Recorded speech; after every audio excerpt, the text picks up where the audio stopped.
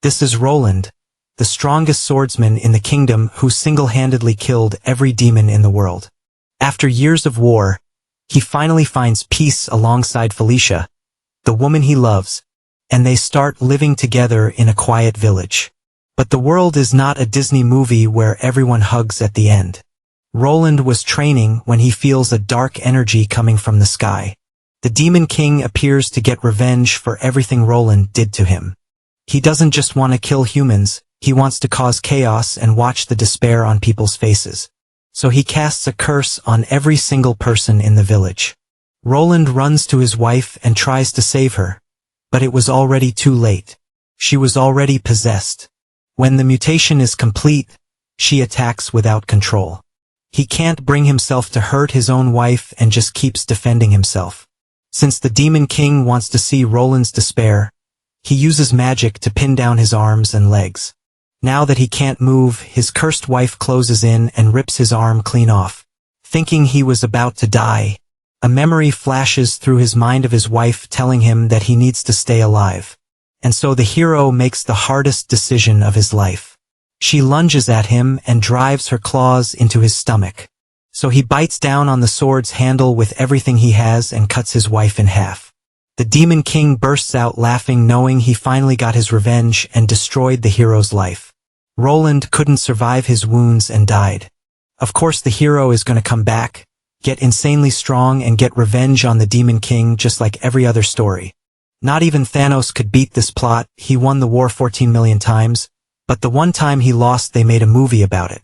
Back to Roland, waking up in an empty place that's completely white. A goddess named Meridogo tells him his story isn't over yet and will bring him back to get revenge on the Demon King. The only problem is he'll never be a swordsman again because the arm he used to wield his sword was destroyed.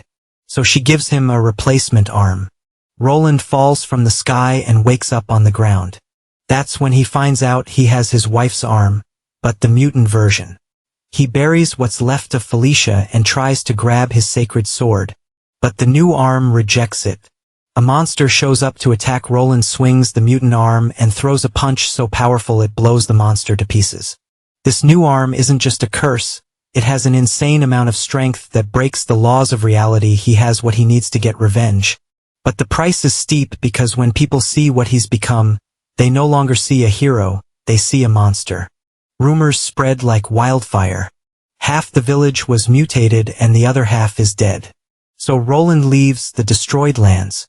When out of nowhere he takes a flying kick straight to the back of his head. It's Solana, Felicia's younger sister and his sister-in-law. She's an insanely good fighter who refuses to listen to him and comes in swinging right away. Roland only defends himself because she's the only family he has left from his wife's side. In the middle of the fight, a giant monster ambushes Solana and hurls a massive rock at her. When the creature is almost on top of her, Roland leaps onto the monster's head, grabs it by the neck and crushes its skull with the new arm. That's when he realizes the new arm absorbs the strength of whoever he kills. Later that night, Solana has calmed down and Roland is finally able to tell her the brutal truth about what happened to Felicia. Instead of blaming him, she grabs his mutant hand and demands to join the revenge mission. They travel together and figure out the fastest way to find the Demon King is to draw him out by wiping out his top lieutenants. They head straight to Meridogo's castle, but when they break down the doors, the Demon King is nowhere to be found. Suddenly, an unfamiliar voice says the executive isn't there. The speaker steps closer and introduces himself as Crones. He says he's in charge of watching the place while his boss is away. Looking closer, the kid recognizes Roland and asks how he's even alive. Rumors said the Demon Lord killed him. In an instant, Roland lunges, but Crones slips away, warning him how dangerous that was and laughing that they're in the middle of an important conversation. Crones dodges again, this time avoiding Solana's surprise attack, and mocks them for being cruel enough to attack a kid. Even Roland's shocked the brat is fast enough to outpace even Meridogo. On the other hand, Crones is happy when he sees the warrior's arm, obviously from a woman who turned into a monster. The sight makes him laugh. Can't wait to tell the Demon Lord what he found. The protagonist demands to know who he is and where Meridogo went. The kid isn't about to answer, but since he's kind, Crones tosses them one thing. Meridogo headed to Okana village, where the survivors have been rebuilding. Roland can't believe they're going to wreck his hometown again. Their shock just makes Crones laugh harder. If they want to stop him, they don't have time to stand around talking. Either way, he doesn't plan to stop them from going. The protagonist knows leaving Crones behind could bite them later, but they can't afford a fight and a return trip. Solana says they're running to Okana and bolts from the palace. Roland follows. He's not letting innocent people die. Still, he tells the kid to wait, they'll come back and kill him later. That only amuses Crones with the chance in front of him. He decides he'll report everything he saw. That'll make things a lot more interesting. Meanwhile, Meridogo attacks the villagers, interrogating each one about where Roland's body is. He says it's a great honor for a demon to be granted a region by their lord. Even so, losing to a mere human on day one is a humiliation he'll never forget. That's why he's here to redo everything he failed at after crawling back from the depths of hell. He'll drag that other woman into this world too, and this time he'll win. A villager asks if the demons didn't turn Roland into a monster as well. That's not what Meridogo heard from the Lord. So he demands details until Roland himself arrives. Stopping the destruction before it spreads. Perfect, no need to dig through corpses. Meridogo would rather fight him again. He brings up the arm of rejection that can save the world, meaning the protagonist's new power, and Solana jumps in first. She refuses to be ignored. They won't do what he wants, and she's ready to fighting alongside his sister-in-law. Meridogo yanks out a fistful of his own hair and throws it down. Lava surges. From it, creatures rise and rush. The villagers, Meridogo's flame soldiers, made to burn every human nearby. It's an obvious trap, meant to pull Solana away from the duel. Neither of them likes it. Even as the demon executive insists he only wants a union with Roland. He even promises he won't touch the village anymore, calling that the fair way to do it. Roland has no choice but to agree. He tells his sister-in-law to help the people while he handles the monster. He knows she's worried, but if she hesitates, they'll lose more lives. Solana takes off, going with the plan. She'll be back soon. Alone. Meridogo readies himself, then pauses. Roland feels different than before. Meridogo asks what happened to the sword that beat him this time. He planned to destroy it and repay the humiliation. Roland doesn't answer. He just tells him to start. A little bored, Meridogo charges first. Roland knows it'd be a lie to claim he'll win just because he beat him once. Now he's weakened, without the holy sword, and Meridogo's sinister aura is crushing. The gap has flipped since that day, but Roland never planned to lose. He won't back down if he doesn't have a sword. He'll use his own arm. He'll strike with it, deflect with it, copying the same motions he used with the blade. The footwork and tactics he trained for years are still there. He can fight with just that arm. Meridogo is faster. He lands a clean hit to Roland's chest. Roland immediately feels it. The reach difference between a sword and an arm is brutal. At the same time, he wonders why. Meridogo held back on that strike, like he was trying not to hit as hard. Cutting off Roland's thoughts? He moves even faster, winding up a flamethrower blast. Fire erupts, forcing Roland to retreat again. Dodging debris, Meridogo shows off, bragging he came back from hell way stronger on a whole different level. Now Roland knows a direct hit would kill him. This is bad. But Meridogo can't help wondering what happened. Roland feels weaker than before. He asks if Roland's really gonna fight with just his arm, and even starts to think the fight that killed him was a fluke, maybe dumb luck. Roland refuses to explain. He lets Meridogo think whatever he wants, then rushes him. It doesn't take long for Roland to realize he's gonna have to use the power he's been holding back. The plunder arm, it lets him steal an enemy's strength. That's how Roland flings Meridogo away. Even so, it's not enough to beat him. Meridogo's surprised when some of his power gets stolen, but it's nowhere near enough to scratch him. The rematch he's craved turning out this boring just disappoints him. He asks Roland what his goal even is, especially now that he's become so implaisant. Roland Glare, irritated. Which only confuses Meridogo more because the human looks ugly now compared to how heroic he used to be. Roland snaps that Meridogo has no right to insult her arm after a beat. The executive laughs loudly and pretends to apologize for not realizing sooner where that monstrous limb came from. Now Roland's anger makes sense. It's a piece of his dead beloved. Meridogo keeps mocking him for being so stupid he lets feelings control him. Meridogo's words fade out in Roland's head, replaced by the silent apology he's making to Felicia. He had to use it for horrible things. Even so, he wants to end this fast and make his opponent stop talking nonsense. When Meridogo fires a fireball, Roland uses his wife's arm to steal that power. A huge smoky explosion blooms and Meridogo grins. Sure, he's won until a light wipes the smugness off his face. Roland absorbed the attack, he pulled it off, but he can't fully contain the flames, and he's clearly in pain. Roland calls it a few scratches, and the executive laughs at how gutsy he is. Fine, then hell shut the warrior's big mouth with one hit. Inside, Roland knows the damage isn't minor, but the flame power lets him bend the enemy's attacks back at him. He proves it when they clash and he breaks Meridogo's weapon with his bare hands. It's not just flames around his arm. He's blasting them out through his elbow to crank up the intensity. Meridogo stares at his destroyed hammer, then tosses it aside and keeps coming. He's not letting Roland get cocky over a little boost. He'll show him how fire is really used in battle. Magic floods the executive's body as he charges straight at Roland, desperate to prove the gap in their control. They clash again with a boom so loud even Solana turns back toward the battlefield. Roland quickly realizes Meridogo's strength keeps rising, and defending gets harder. His right arm is tougher, awakened with more power, but the rest of him is still human, and it won't hold much longer. Perfect, it's the insane heat that will give him his chance to Meridogo's shock. Roland tries to take the flames again, so Meridogo goes all out, aiming to overload him. Too much magic to contain at once. They both shout, and then Roland laughs because he's actually withstanding it. Then he hurls all that stored power back at the demon, dealing a fatal wound. Meridogo can only collapse, completely still.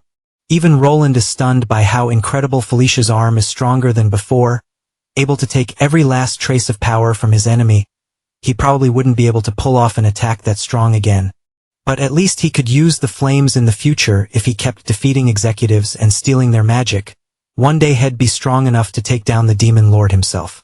In his mind, he asked Felicia to lend him more of her power in the days ahead. Suddenly, Solana showed up, calling him by name. Roland asked if she was safe after helping the villagers. She said almost all the monsters were dead, and most of them had ended up burned by the flames anyway. Then she saw his wound and panicked. "Is there anything I can do?" "I'm fine," Roland said, forcing it. "We need to leave now." The commotion would draw the royal guard, and the subjugation squad too. If they came, they'd mistake him for a monster and attack. Solana slipped under his arm to help him walk, thinking he'd never used that power before. After pushing himself that hard, of course he'd end up like this. So she decided she'd be the support he needed until they got out. Before they could go, a voice called out, asking Roland to wait. Some of the surviving villagers stepped forward. They wanted the truth. Had he really not turned into some kind of creature? That's what they'd thought when they first saw him. So they were stunned to realize Roland was still human. Roland didn't even know what to say, thinking about everything he'd been through. But Solana answered for him. "He's human," she said completely. They just had to look at how he fought. He did everything he could to protect them, to take on Meridogo and win. Deep down, Roland hadn't changed at all. He was still the biggest hero that village had. Roland felt his throat tighten. One by one, the villagers nodded, remembering had been their pride. Someone apologized for how they'd treated him earlier, and the rest followed, thanking him for saving them, asking how he was holding up now that they knew the truth. They wanted to report it to the kingdom's subjugation squad, to make sure Roland wouldn't be hunted down. Roland appreciated it, but he shook his head. The way he looked now would only keep the misunderstanding alive.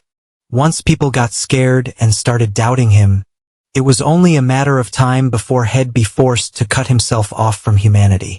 Even if some believed him, others would call them brainwashed by demons. He couldn't let innocent people get dragged into danger because of him.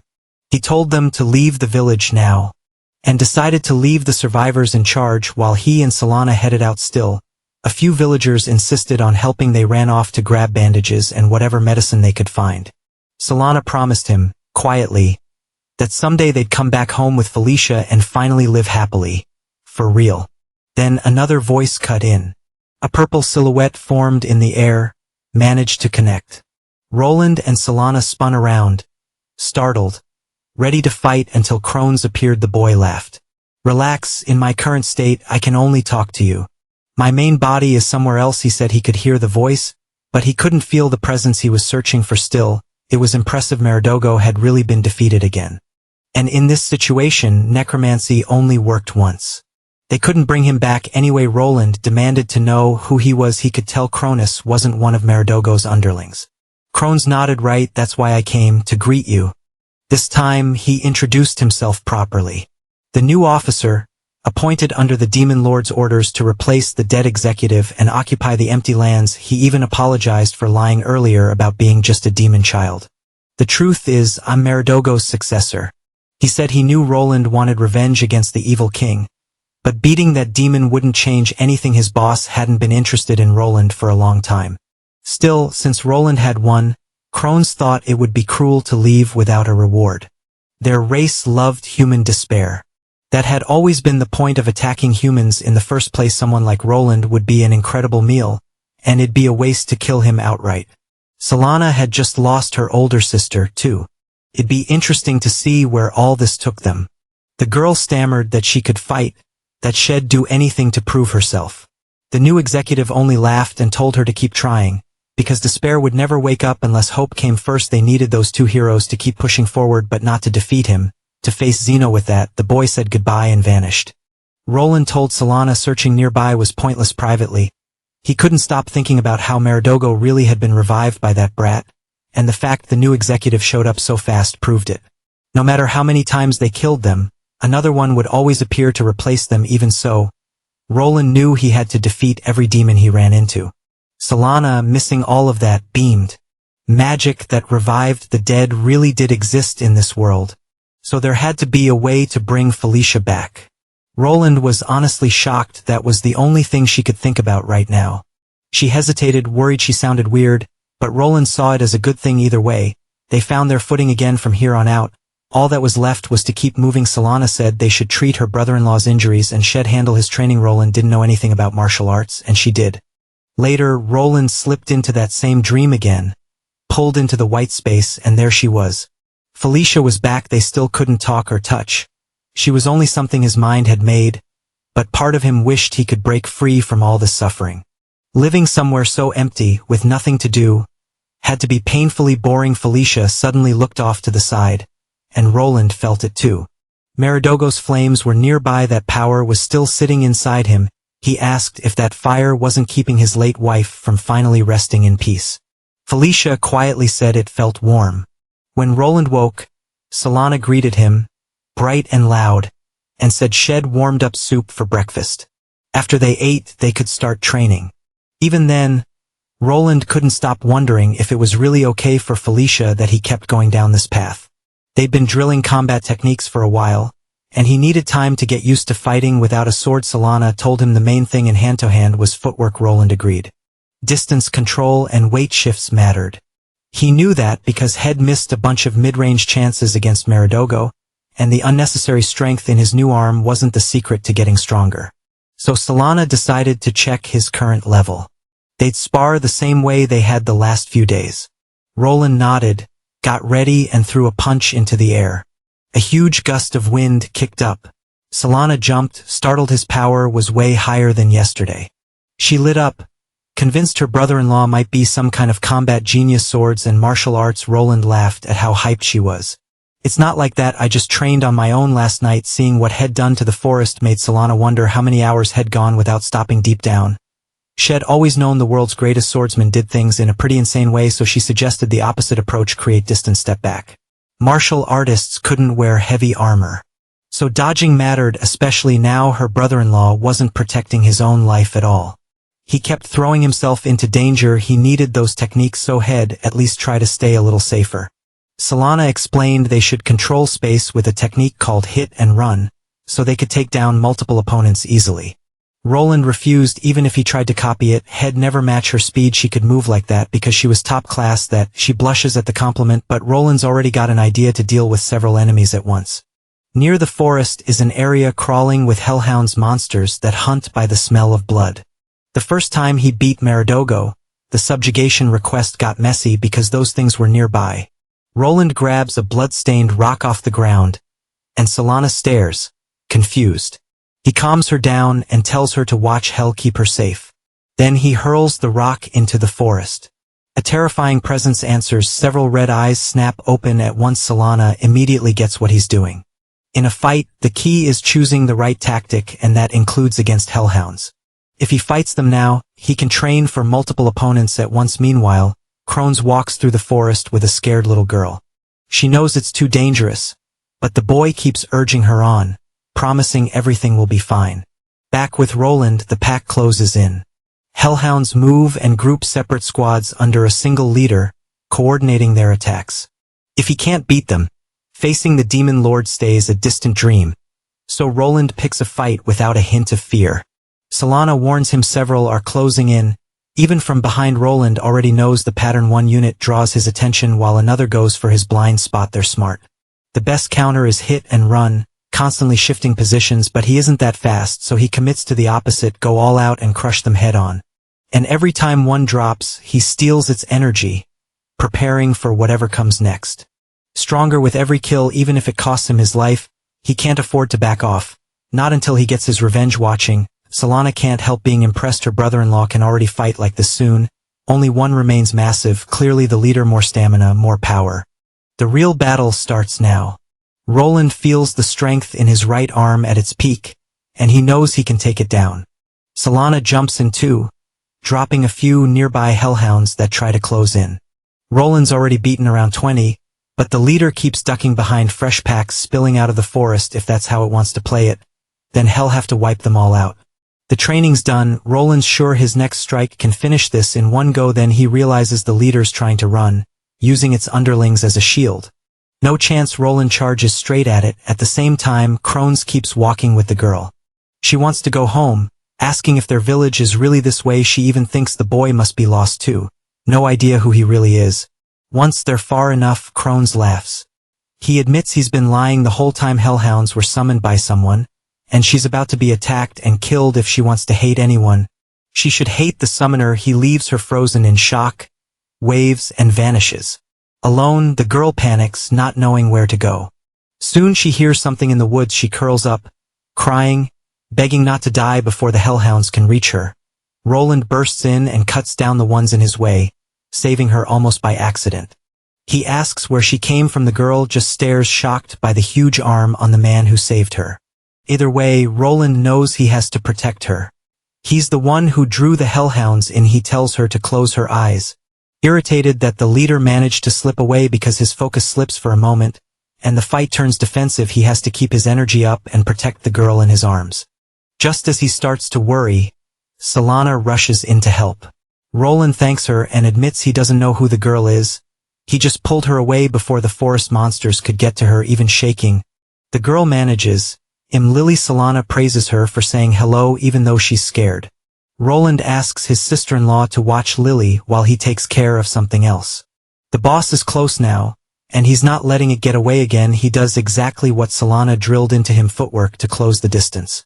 He surges forward, cutting down every dog in his path. As he charges the boss, Lily can only stare as he fights. Beside her, Solana asks why she was somewhere that dangerous. Still tense, Lily explains a boy she'd never seen before brought her there. He asked her to help him get home, and when she did, he abandoned her in the middle of the forest, then vanished right in front of her. Roland figures she was tricked by a demon, and it's probably still watching. Solana asks which way she came from, and Lily points, adding that she's from the village of Koriki. Solana knows Koriki's far from the big city, so chances are nobody there will recognize Roland. Still, they can't just send her home alone. Roland tells Lily to keep the arm. She saw a secret. Lily blinks, confused. She thought it was pretty cool to her. The warrior was amazing for saving her like that. Roland sighs. Head told her to close her eyes during the fight. He didn't want a kid watching creatures die. But Solana thinks it's good it happened. After a moment, Roland remembers Felicia's smile and quietly agrees. Later, the three head to the village. Roland notices there aren't many young men around. If only a few people ever go to the city's guild, the odds of him being recognized are low. Lily leads them home and calls for her mom, bright with excitement about their visitors. Her mother comes out, asks who they are, and freezes when she hears they're the ones who saved Lily from a monster. She checks Lily over, and Lily calmly says she's fine.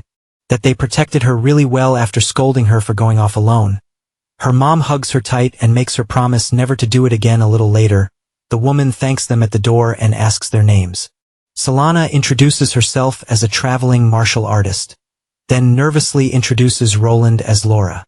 The mom frowns at the feminine name, but thanks them anyway. Roland forces out an apology for the weird name. The woman says it's fine and invites them in, offering a meal as thanks. Mom and daughter hurry into the kitchen and wave them inside. Roland immediately scolds his sister-in-law for the awful fake name. Solana apologizes. It was the only thing she could think of besides. Laura was the name Roland used when they played house as kids inside. Roland points out what's off about the village and Solana agrees. There are barely any men. It's probably a demon targeting the villagers, so they decide to stay and take down whatever's threatening the civilians. Crohn's was stronger than Meridogo.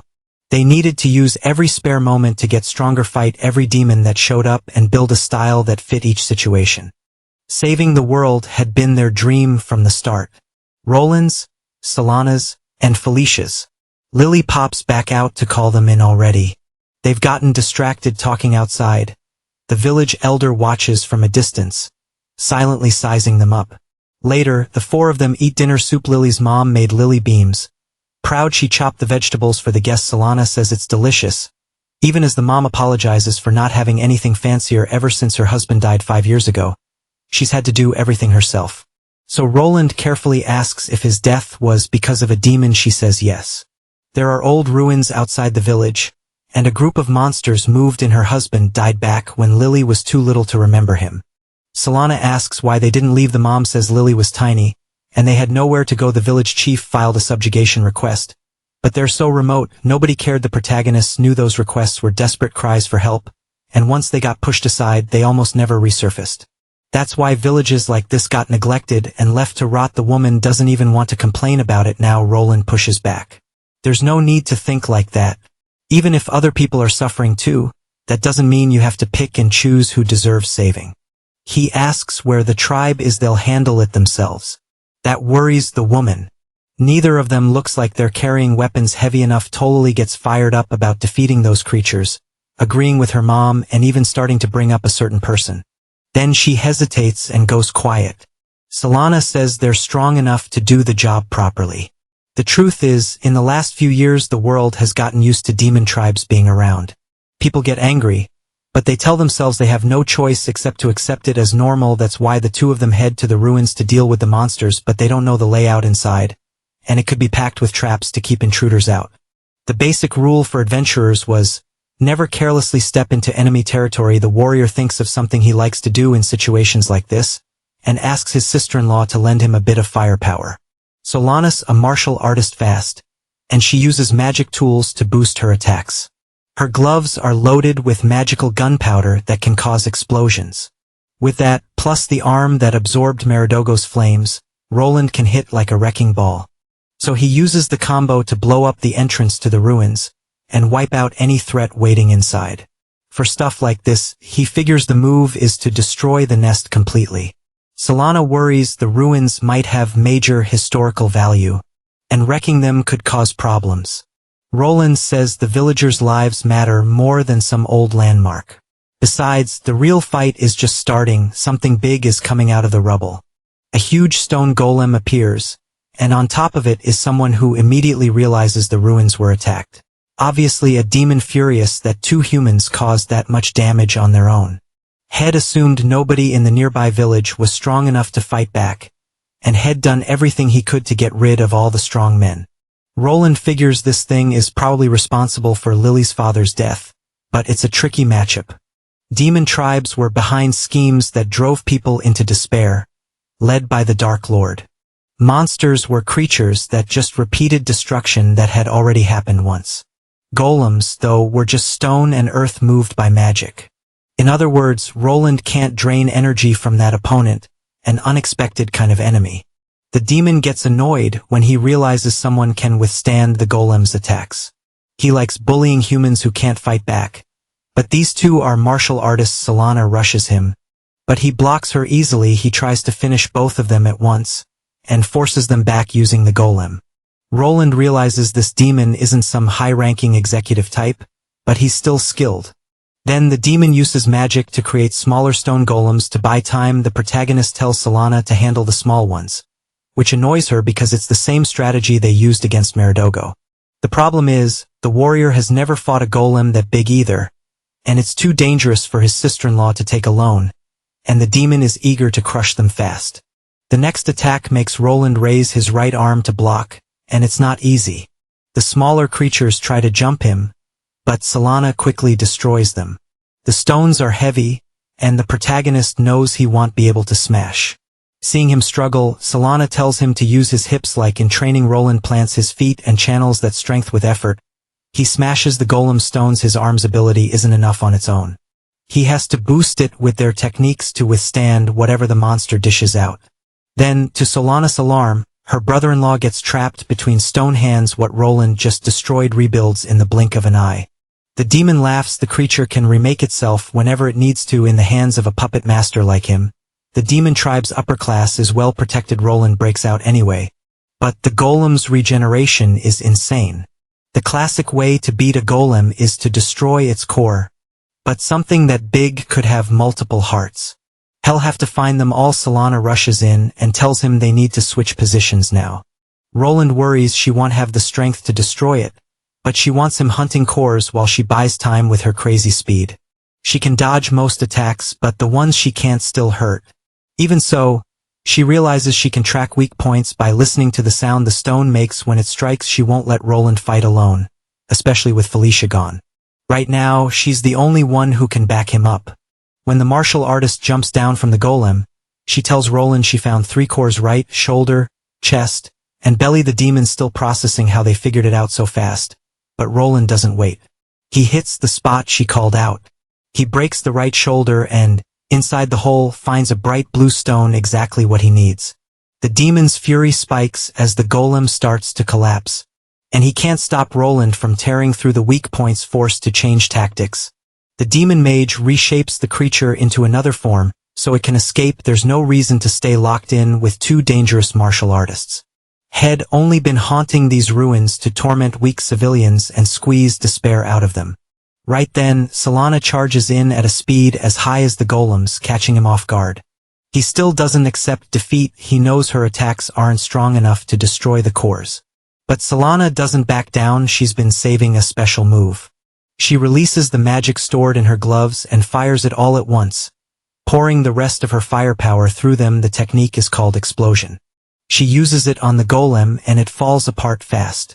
Realizing he's lost, the demon starts crying and begging them not to kill him. Roland asks if he's the one who took a certain girl into the middle of the forest. The demon denies it, saying he usually saves the youngest for last. First, he kills the adult men and makes their kids despair, leaving the weak, scrambling to protect the most vulnerable. He swears he isn't the one Roland's looking for, begging for his life. Roland only sees living trash. If it wasn't this guy, then some other evil being tricked Lily. That makes him suspect Crohn's himself.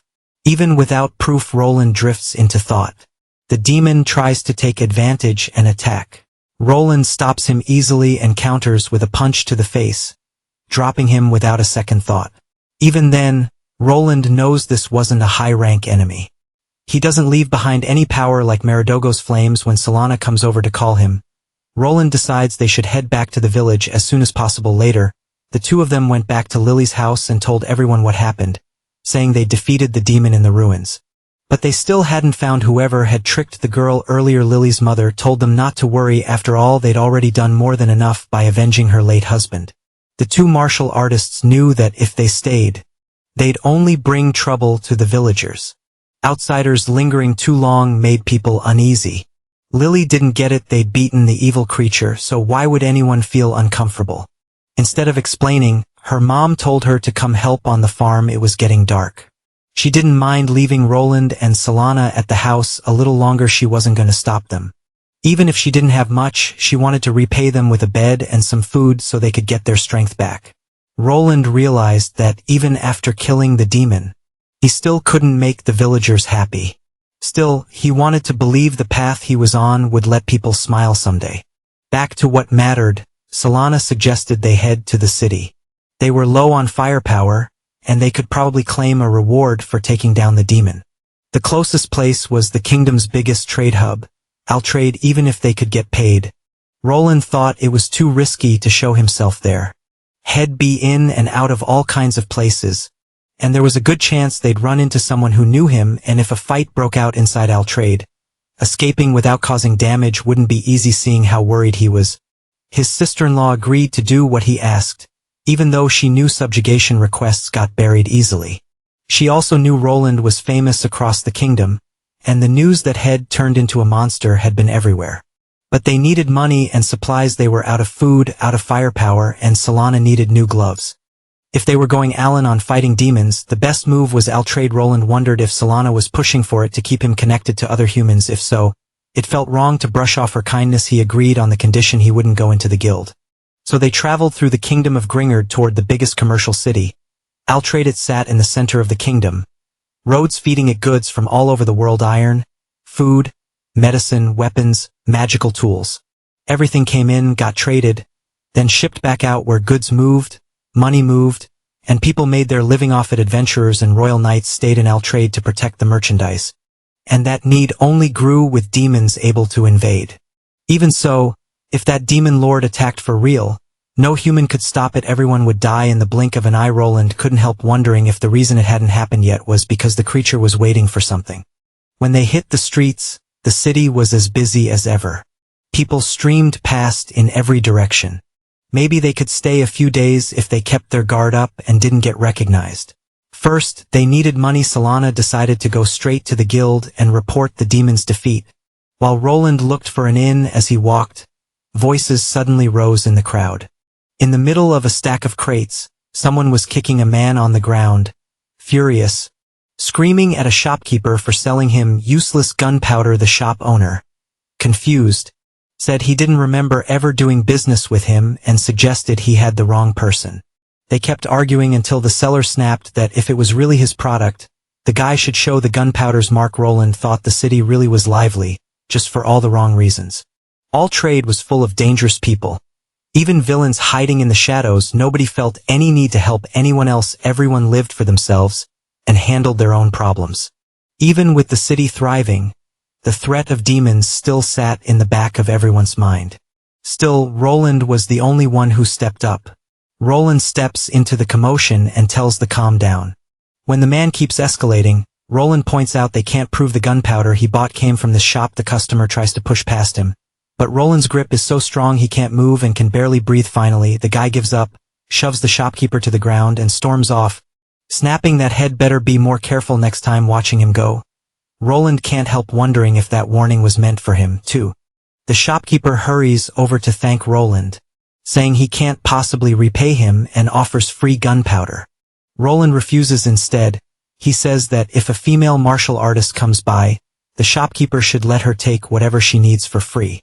Roland doesn't know what materials or brand his sister-in-law uses, and Head rather not guess wrong. Still confused, the shopkeeper agrees. Roland heads out and decides to find an inn for the night. After a while, he sighs and stops. Someone's watching him.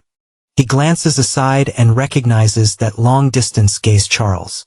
Before Roland lost his arm in the battle against the Demon King, he spent his days hunting monsters, getting stronger so he could defeat Meridogo.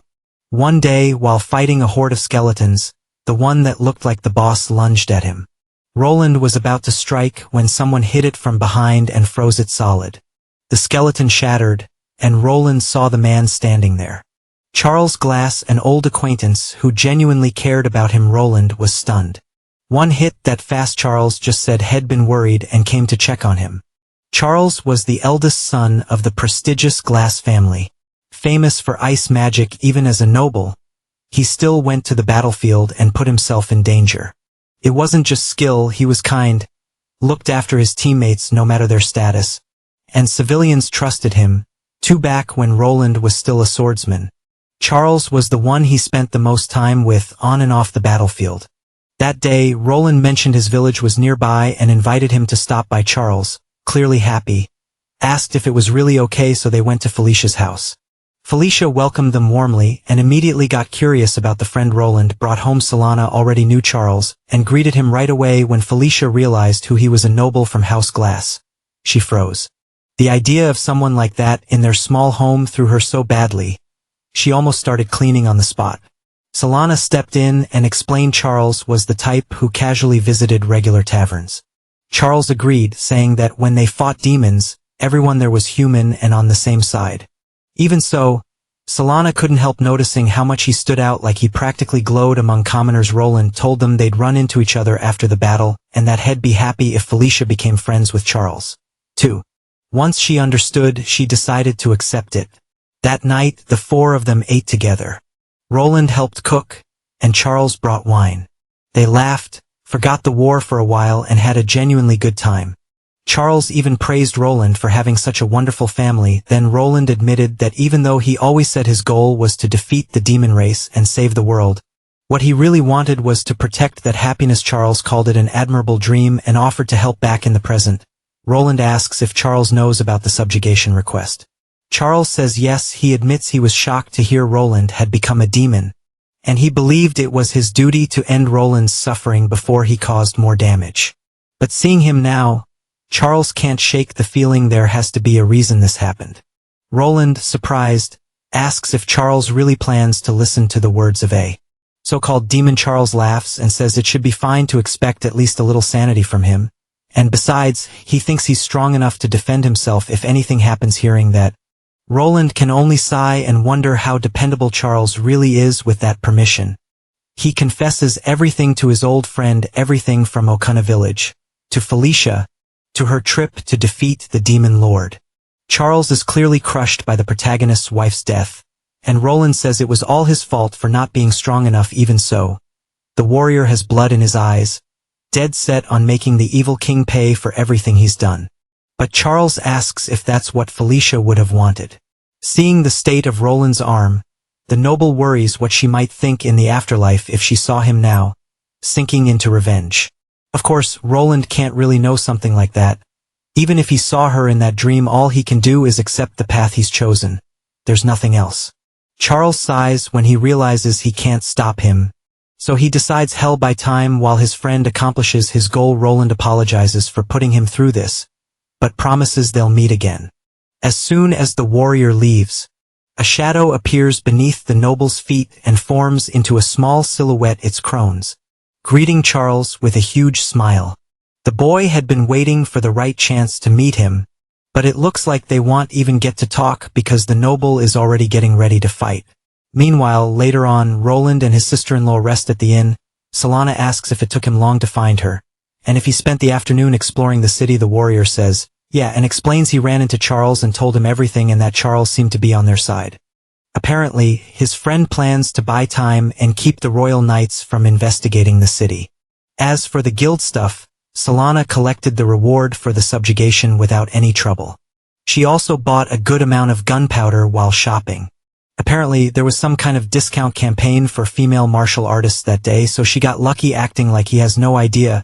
Roland just goes along with it and asks if they got any more info at the guild. Apparently, there wasn't anything special about the protagonist. Since the request to kill him had already been marked as completed, there was nothing describing Crones or the Demon King either, which makes the two of them wonder what they're trying to do.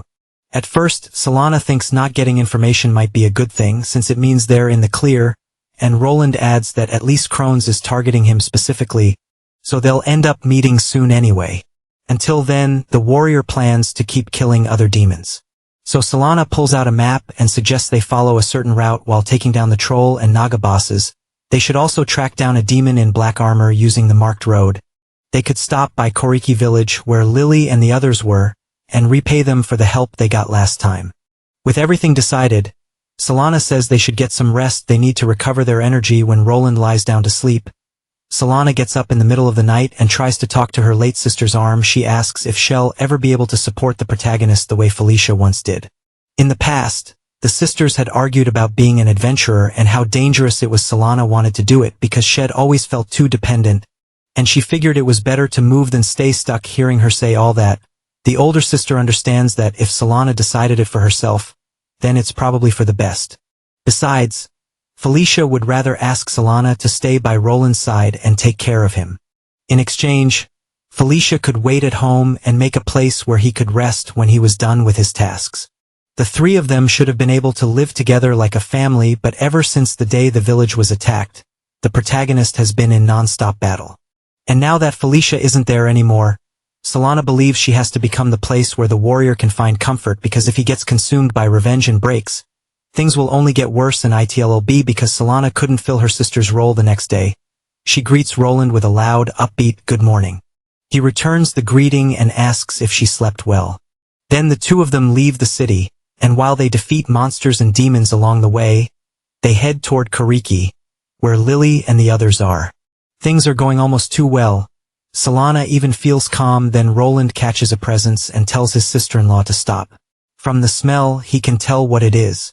Corpses nearby. That's what people call a plant monster. One that attacks with vines, then blooms flowers out of bodies to steal nutrients. If the guild had no reports, it must have appeared recently. Better to wipe it out before it spreads. They detour off the route and push deeper into the forest, where little glimmers dot the ground. Flowers bloom everywhere. They're beautiful but wrong. Roland steps closer, punches a nearby tree, and several bodies drop from the treetops. The sight is so twisted they worry they're too late. Then Solana sees it. Lily's mom is among the hanging bodies. While they're frozen, Roland realizes too late, the flower that did this has moved in to attack. He tells Solana to leave the girl's mom for now. What matters is killing the monster. Roland uses his absorption arm to grab the vines and drain them, but it doesn't take long to notice more identical creatures surrounding them. Don't get fooled, Roland warns, they're all the same entity. Solana starts to answer, but a surprise attack whips in from the side. Roland blocks it just in time. Solana freaks out when she realizes it's a shot of poisonous liquid. Roland catches it and tries to throw it back, but the plant can't be hurt by its own poison, so he switches tactics and feeds flames through the vines. The fire spreads fast. Solana realizes it. If they're all connected as one, they can wipe them out in a blink. The creature spits poisonous bullets that explode on Roland's arms. Cedes its defense, but Roland doesn't stop.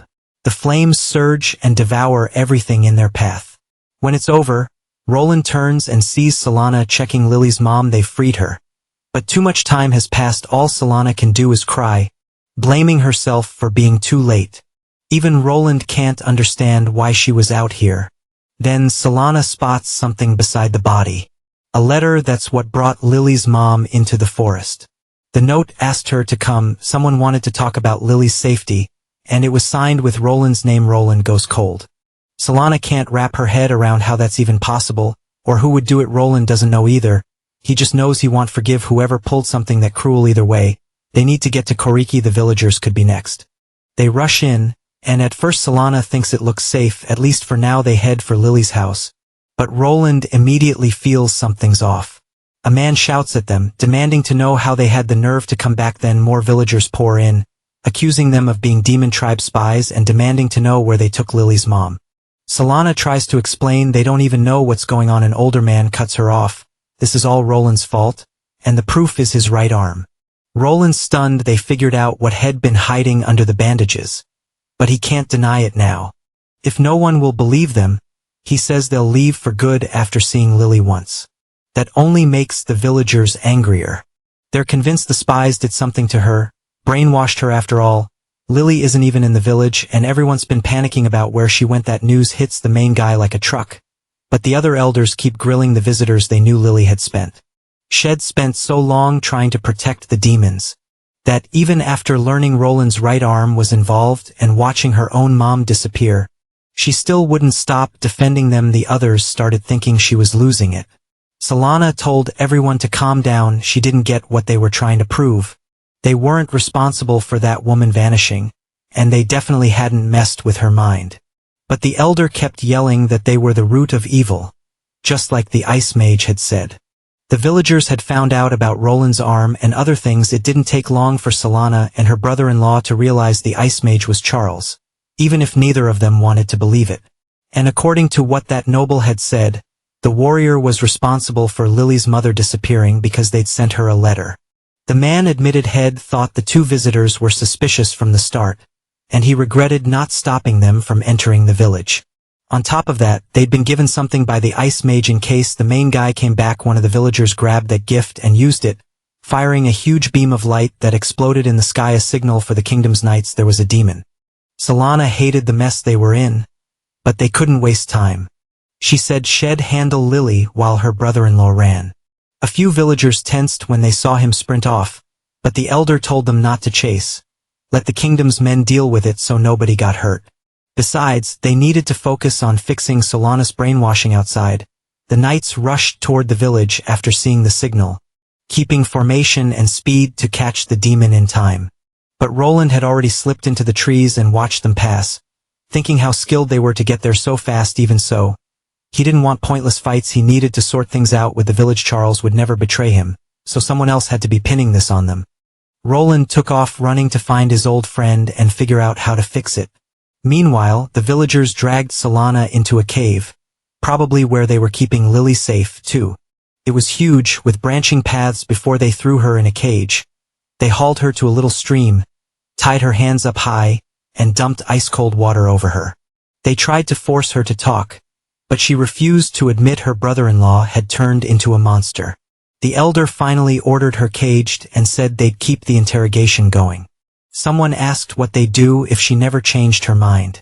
The elder said it'd be a shame, but they'd have to execute her, not just Solana, Lily, too. They locked her up, hoping she'd clear her head and come to her senses. Soaked and shivering, Solana curled up when she heard a familiar voice. Lily locked in the cage beside her, upset it had come to this. Solana lit up, telling her they'd come to rescue her. Lily hadn't been hurt, just scared. Of the dark relief washed over Solana, and she started figuring out how to get them out. Then Lily asked if they'd seen her mother. The whole village was saying the visitors were bad people, behind all the trouble, and it had Lily worried. Solana promised it wasn't true, they were there for her. Lily looked relieved and said that even though they'd received a letter, it must have been from a stranger. She remembered her mom reading it and telling her it wasn't from Roland. Her mother hid her worry, told Lily to stay home, and said she had to go take care of something important. She hugged her, made sure she'd behave and wait there, and warned her not to follow strangers. Hearing that, Solana was sure her mom knew it was a trap. Even so, she chose to protect Lily herself and left the house. Even though that makes her nervous, but the martial artist promises they'll find Lily's mom as soon as they get out. Solana knows the truth would be too much right now. First, they escape. The guards only come 3 times a day to bring food, so they've got a window before the next visit. Solana pulls out a hidden knife and cuts the ropes on Lily's arms. Once their wrists are free, Shell picked the cell locks with a hair clip she's been saving. Lily listens, impressed. Then they both freeze. Footsteps. A group is coming.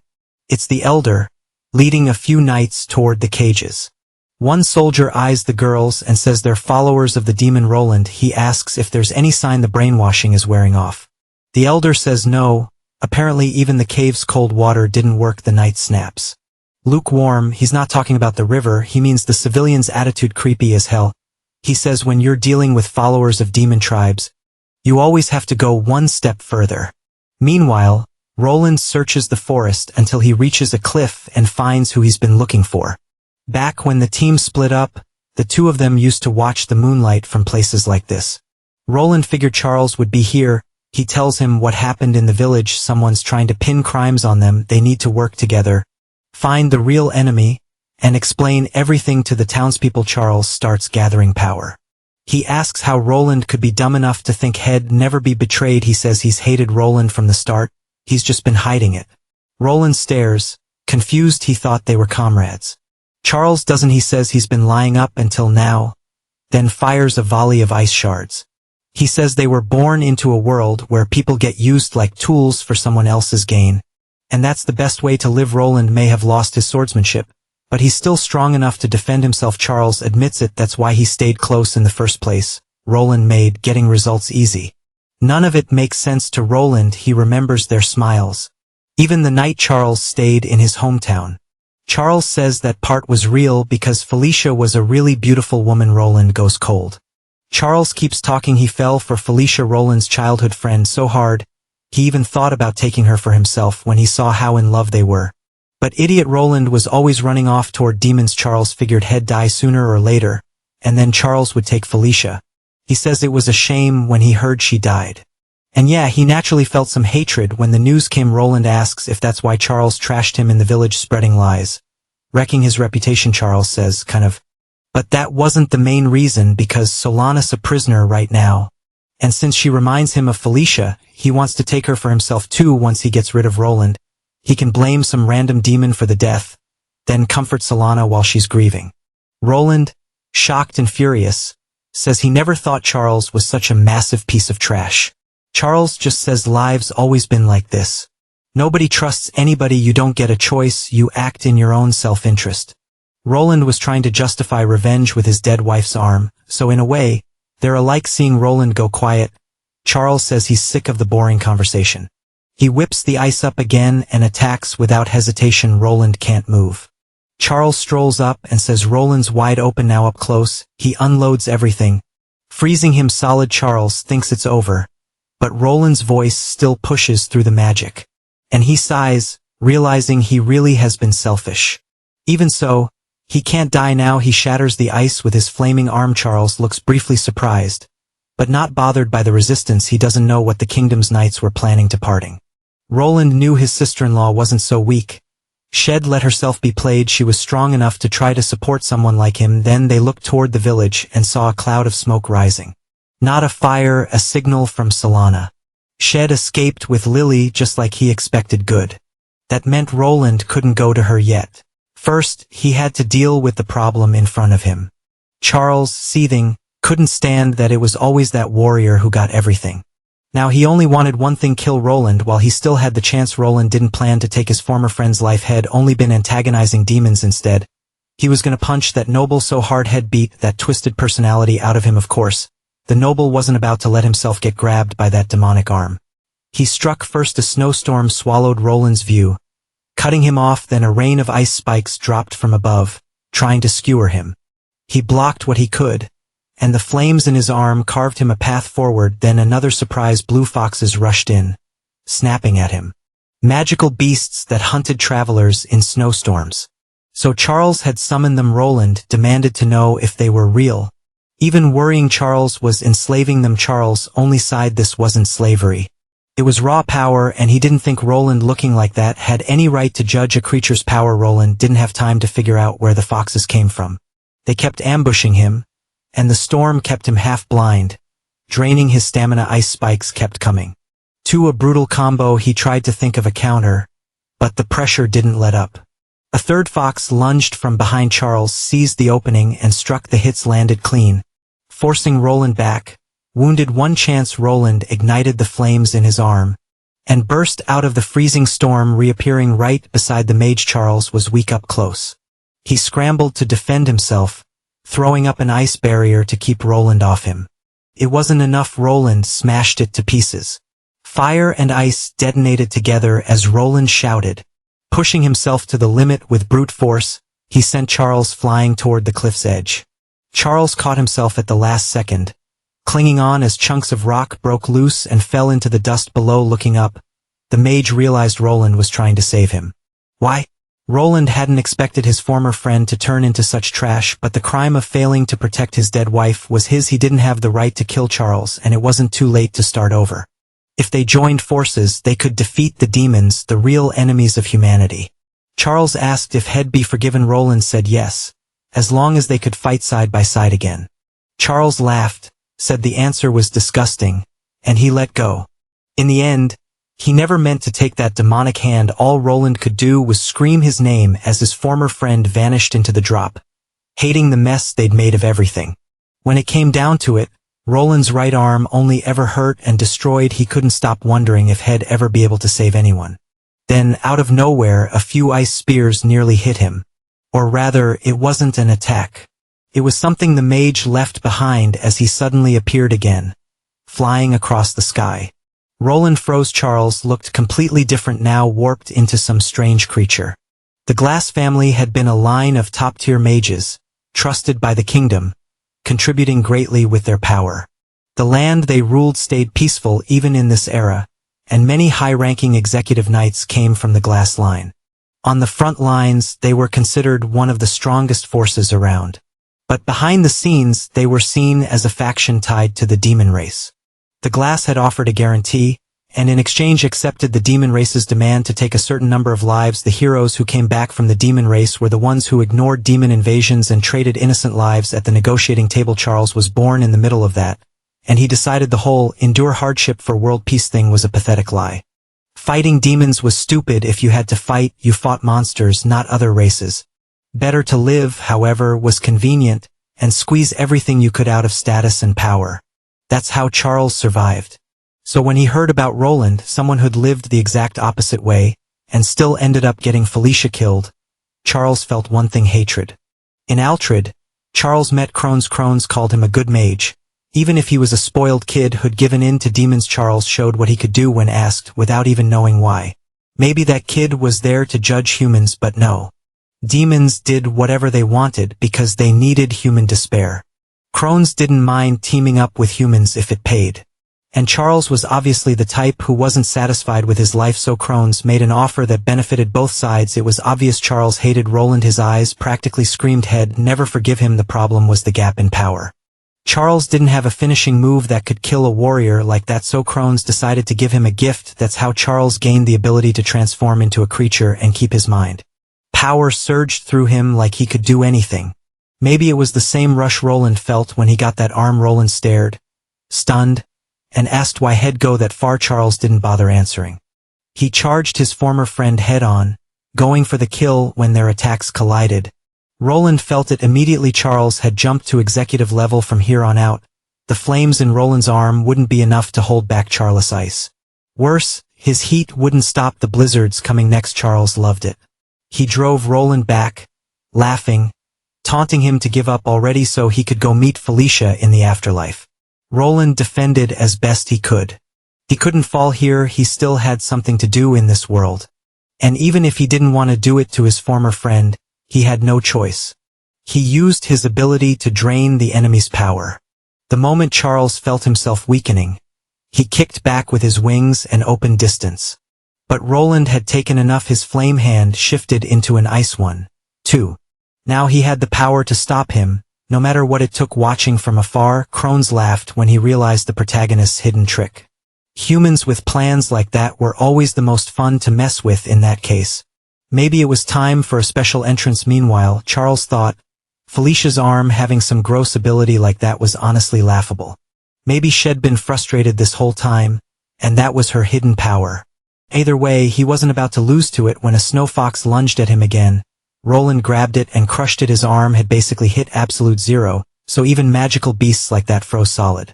Charles made more, sending them in waves, and Roland wiped them out one after another. Then they traded blows. Roland remembered stealing most of the heat from Meridogo's flames back then. But ice had limits. The temperature couldn't drop any lower than it already had. Charles mocked him for it. His cold wasn't anything special. And the fact Roland still wanted revenge just proved he'd been clinging to that hope from the start. The more hits Roland took, the more he felt it. His hand-to-hand had improved. But eventually, he hit the ground, not even sure how he was supposed to beat the mage. Then Charles said, confused, that he didn't like this. Even now, Roland was still stuck on the stupid idea that he could stop him. Once that demonic power got used, there was no going back to normal, so Roland's goal was never going to happen. At that point, Roland sighed. Solana was never going to love him anyway. Not that it mattered. He could always turn her into an ice sculpture and admire her whenever he wanted. Frustrated, he asked if it was really that impossible for them to understand each other. The mage agreed it had been fate the moment Roland was born into the glass family. Like always, Roland's world kept rotting, but that was exactly why he couldn't stop chasing his goal. He'd use every bit of power he had to get his revenge. The powers he'd stolen with his right arm fused into one force. Meridogo's flames and Charles' ice became a new technique, one that might make him even stronger. It proved itself immediately. Roland landed a punch and dropped his opponent so fast, the mage didn't even realize what happened. Charles couldn't understand where the kid got that kind of strength. It felt like straight-up cheating. Furious, he screamed, called Roland a thief, and sent a swarm of ice foxes at him. Roland destroyed every magical creature without trouble. He walked up to his former friend, ready to end it. One punch, then a massive explosion. When Charles opened his eyes again, he realized he really had hated Roland all this time. And yet, deep down, Head admired him too. Roland was the guy who held on to hope without even knowing anything, keeping it burning in his heart no matter what. Now that Roland understood resentment, the mage wondered what kind of future waited for him. Part of him hoped Roland would live life to the fullest. Watching Charles disappear left Roland thoughtful, not sure what to make of it. But the royal knights were coming, and they'd noticed the mess he didn't want to deal with anyone else, so he hurried to find his sister-in-law. He ran out of the forest toward the girl, not noticing something purple sliding through the dirt behind him. Roland had promised to meet Solana earlier. The spot was south of the smoky campfire. Before long, he found the martial artist. She rushed over, checking if he was okay. After hearing the explosions, she recognized the ice magic from a distance as Charles, and asked how he was. Roland hésita-t-elle et explain la T. For now, he was just relieved Lily was safe. But they had to get back to the village immediately. They needed Lily to tell everyone that Solana and Lily had been under some kind of mind control. The villagers were worried about Lily, and if they didn't clear this up, they might treat her even worse than before. Solana asked if Roland was really okay with that. Wouldn't it be better to explain everything properly? But Roland didn't think. He just felt like he could protect the little girl, and that all he ever did was hurt the people who trusted him. Solana shut that down fast. Head saved her plenty of times. Even so, Roland preferred being the bad guy and keeping it simple. Then crones appeared. He asked permission to interrupt their exciting argument, and waved cheerfully. The demon said he'd been watching and praised Roland for facing an old companion with such intensity. Solana had no idea what he meant. Roland zeroed in on one thing. Crones was the one who'd turned Charles into a demon. Crones agreed immediately, saying he'd only done the same thing they did to his right-hand man. Roland lunged at him straight through, like Crones was smoke. With a sigh, Crones told him to calm down. He didn't see why they were mad. Roland could blame the demon race all he wanted, but in the end, it was Charles' fault for betraying them. Crones had only given the noble a chance to act on the feelings he'd buried for years. Then he dropped another bomb. The Glass family had been connected to demons for generations. That genuinely shocked Roland. Crones said humans were just as corrupted as the thing they fought so hard to defeat. Roland, frustrated, insisted demonic influence was what made everything worse, what pushed Charles into betrayal. Crones laughed at how weak Roland was when it came to feelings, getting depressed over a piece of trash he called a friend. In the end, the executive decides he should start targeting the people close to him. Head wanted to see with his own eyes what Roland was up to ever since the Okana village incident and the whole thing with Felicia's corpse. So Crones says he's going to their hometown personally this time, with his real body, not a shadow, and if they want to protect the civilians there, they'd better hurry up and save them because he loves the idea of leaving them desperate.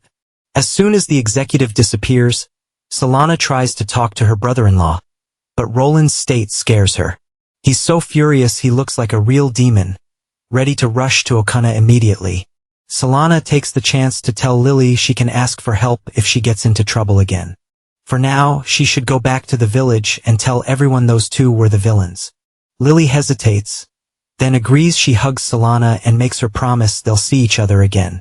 Finally, the girl pulls away and leaves. Roland says his sister-in-law could go back too and explain herself, since it's not too late. But the martial artist yells at him to shut up. She refuses to accept that they have to abandon Lily now. Still, she's decided to carry the same Roland's burden for so long, holding back tears. She tells him to hurry up and head to Okana already. They run toward their homeland, Solana feeling like she has to push herself even harder for what's coming a little later. They arrive, and the protagonist wonders where Crones is.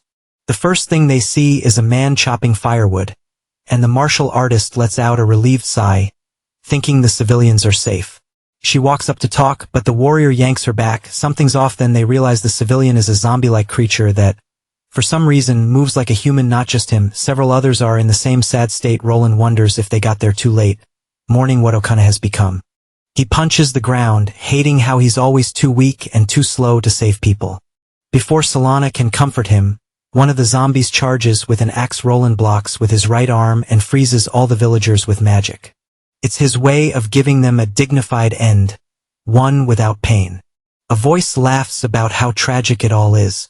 Crones appears, pointing out how easy it is for Roland to kill them. Solana yells that it's all the demon's fault, but the executive plays dumb. Turning into monsters was a gift from the Demon King, and if they have something to say, they should take it up with him. But Crones has learned something else using necromancy, and seeing how beaten down they look, he decides to mess with them. He says he called someone, then points to a person they've been dying to see again. Someone they loved more than anything. Solana starts crying the moment she realizes Crones brought back the monster wearing Felicia's corpse and laughed in their faces without a word. The protagonist steps forward and says it's been a long time since he's felt this angry. Right then, all he can think about is killing that demon kid. No matter what it takes. Crones asks if he really has the guts to take the life of someone he loves for a second time. That's when Solana steps in front, determined to take her brother-in-law's place and carry the weight with him. She can't let Roland kill his own sister, so this time she'll share that pain with that resolve. The artist tells the warrior to deal with the executive and she'll take Felicia. At first, the protagonist worries about leaving something that intense to her, but she won't back down. Remembering the pained look she had earlier, Roland only asks her not to push herself too hard. He'll focus on beating Crones, then join her afterward. The executive is totally fine with that, and he makes Felicia's body attack her own sister. Even though she's scared, Solana tells herself she can do this. She moves in to punch. But when she remembers her sister's happy smile, she hesitates and lands a weaker hit on her opponent's arm. Crones laughs at her, especially after that heartfelt speech about carrying her brother-in-law's burdens. Even while talking, the executive easily dodges Roland's attacks. He's a necromancer, so close-range fighting is really not his thing. Still, he figures it's fine to do it at least once. As the fight drags on, Solana realizes the criticism she got was fair. She needs more resolve. She can't just say she doesn't want to do something, especially knowing how much her brother-in-law has suffered alone. She's always known, watching him carry that pain on his shoulders. Even traveling together, no matter what she said, Roland shut himself off, refusing to talk about how he felt. The wound of killing his own wife ran too deep. Now Solana believes she's the only one who can help him by defeating her own sister. If she does, she can help him and they can live side by side, and maybe, just maybe, she can make him truly smile again. With that determination, she drives a solid punch into Felicia's body. The creature fires one of those weird purple orbs straight at her, hitting her dead on. Roland freezes. Crones cheers, thrilled that what he planned for this moment finally happened. He tells the protagonist, delighted, that Solana's going to become an adorable monster. Just like Felicia, the demon wonders if Roland will be able to kill her too. Especially with his dead wife's arm, the desperation on the former hero's face is enough to satisfy him. For now, Roland rushes to his sister-in-law, begging her to stay sane. He can't lose her too, but he takes a direct hit and goes flying. To his complete shock, Solana starts to change, and the rage makes him scream through tears of frustration and pain. Crones watches, savoring the human despair, curious how Roland's right-hand man will react. The protagonist feels like this is the end, like he's hit his limit in the darkness of his mind. A voice calls him by name. He tries to ignore it. He has no right to answer. Not only Felicia, but now Solana has been swallowed by the demonic transformation. People have been lost day after day, and now the warrior doesn't think he can save anyone. Someone like him who looks for comfort in the voice of his dead beloved, even knowing it's an illusion, doesn't deserve that kind of attention. But the voice shouts and yanks him out of the shadows, forcing him to look. Stunned, Roland stares at Felicia's face. She says she has something important to tell him. The girl says she was the same person, the one he thought was Solana's sister and his wife Felicia. Roland drops to his knees and hugs her around the waist, crying, begging for forgiveness. She just sighs, seeing how hard he tried to keep the promise they made. Even after she caused him so much pain, still, she says she wasn't desperate, and she didn't mind him using her right arm. Felicia was happy that a simple village girl like her could support him at all. Roland snaps back that the ability he got was awful because all it could do was steal things from other people, but she tells him it's amazing that she became his new strength in this world. And besides, the power itself wasn't stealing. And that revelation shocks Roland. It was an ability that could save the world. Felicia would have loved more time to talk, but they're running out of it. She asks him to trust the power they share a little more if they work together. They can save Solana too. Holding her hand, Roland agrees, and he feels his late wife's hope settle in his heart back in the real world. He looks at his right arm and decides he's going to trust it from now on. Crones watches, eager to see how this ends. As Roland attacks the former martial artist this time, Roland is determined to use Felicia's arm to steal the curse from his sister-in-law's body and save her. Their powers collide and build into an explosion. The executive shields his eyes from the bright light.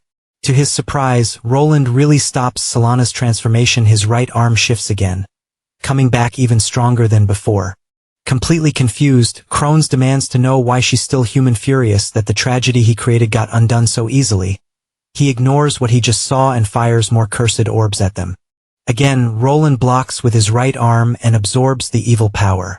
Enraged, Crones attacks over and over. He's been waiting for this moment ever since he first met the former hero. Even he thinks an ability that cancels curses is way too broken to exist in this world. Roland tells him he's got it all wrong. Felicia's ability was being kind to others, taking on their pain. That monstrous transformation that warps people's bodies is something Roland plans to end for good once he beats Crones. He closes in and lands a clean punch to Cronus' face, sending him flying. His new right arm reveals its true power. Can change shape however he wants. He names it the Arm of 10,000 Forms. Crones gets back up. Roland swings again, and the demon dodges, or thinks he does. Roland's locked in now. A beat later, he catches him and slams him into the ground. He uses the arm to smash the executive through walls and into the earth, wrecking houses and tearing up the village. Finally, Roland yanks Crones in close, giving him room to spit more curses, refusing to be looked down on now of all times. It still doesn't work. Crones won't quit, even as Roland hammers his face again and again. That horrible shape of Roland's arm makes Crones furious. It's supposed to be a piece of the warrior's beloved. He should appreciate it more. Roland says looks don't matter anymore. He's fighting alongside Felicia.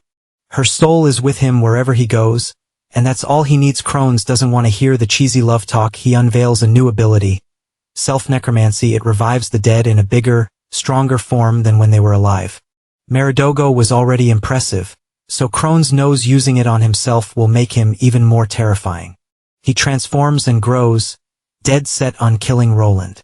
Every human in this world exists only to be trampled by demons. Every scrap of hope in their hearts has to be crushed. Roland rejects that hope is what keeps them alive. That's what he and Felicia believed, but that disgusting, being all generic and romantic just pisses the executive off, and he lunges to kill him. Roland doesn't back down. He won't let humanity lose to the demon race. He takes the attack on his right arm and flings Crones away with his own strength. After getting beaten, the necromancer can't believe he got confronted head-on and lost. But if this keeps going, he'll win by any means necessary. Roland turns, startled, as Felicia's corpse gives off a purple light. Then it spreads. Every zombie in the village starts glowing, their energy stolen and funneled straight into Crones as he triggers another ability. He powers up and forces everybody in the village to fuse into one twisted creature. The plan is simple: make the dead civilians fight, and force Roland to kill them over and over. Roland doesn't hesitate. He uses metamorphosis on his arm and absorbs the fused mass. The civilians' bodies return to human form like they used to, including Felicia. He can't bring them back to life, but he won't let a demon disrespect their bodies more than anything. He wants that executive to feel the pain he's caused carrying the weight of human lives. Crones doesn't want to hear that from trash like him. Meanwhile, Solana walks through a pure white space, unsure where she is. Felicia appears and calls her sister by name. A little sad she can't connect with her as strongly as she could with Roland. Solana realizes who it is and breaks down, apologizing for not being able to help. She wasn't there for Roland or Felicia when they needed her. She couldn't even support her brother-in-law while he grieved. Deep down, she hates how useless she feels, even as family. Felicia admits she didn't just make her husband suffer. She hurt her sister too, so she doesn't want Solana apologizing or tearing herself apart. Solana is fine, exactly as she is. Felicia wants her to live her own way however she wants. One day, if she chose to stand by Roland's side, not as a replacement but as herself, maybe Felicia would get a little jealous. Still, she'd allow it. She hugs Solana and asks her to live for herself from now on. Solana wakes in the real world to Roland holding her, relieved. She says she saw Felicia in her dreams, And Roland says he did too. Solana doesn't want to share what she heard. But Roland says he learned something from his wife. Too, his right arm could save the world from pain. And that's what Head used it for. Meanwhile, in a dark castle, a purple flame finishes its report. It tells the demon lord to stay calm because even in that form, Crone still plans to defeat Roland. The king thanks it, rises from his throne, strides over to the executive and stomps him out for good. When he heard the protagonist had come back to life, he expected him to be totally broken. But the ex-hero's new arm kept evolving, and maybe one day it could even reach the power of the gods. The thought makes the king smile, eager to steal Roland's arm for himself. Our video ends here. If you liked it, leave your like. See you next time. Bye bye.